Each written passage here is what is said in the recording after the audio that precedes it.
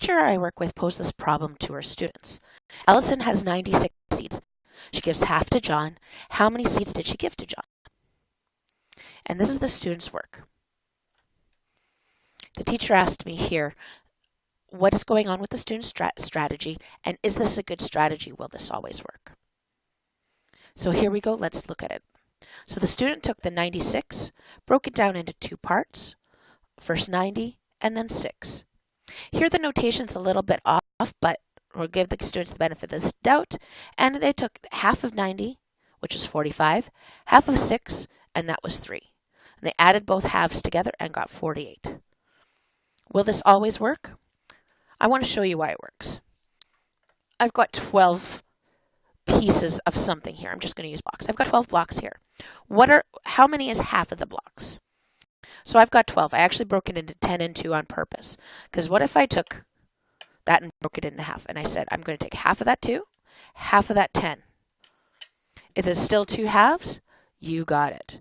The breaking it down into that first piece still lets the division strategy hold. So how can we show this with an algorithm or a strategy as we move into bigger numbers? This one's called the Greenwood algorithm.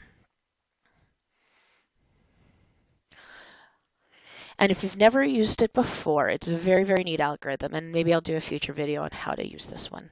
So what we do is we take a look in here. We go 2, divide it into 96. And instead of using the top, we're going to actually just use the sides.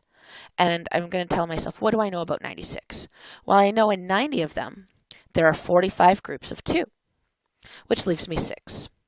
And in that 6, I know that 6 of them will be 3 groups of 2. So my remainder is 0, and 45 and 3 is 48. So that's the answer to this problem. Is 96 is the same as 2 times 48. I could also write that as 96 divided by 2 is equal to 48 with no remainder. So that's all that means. And I think the strategy is pretty awesome.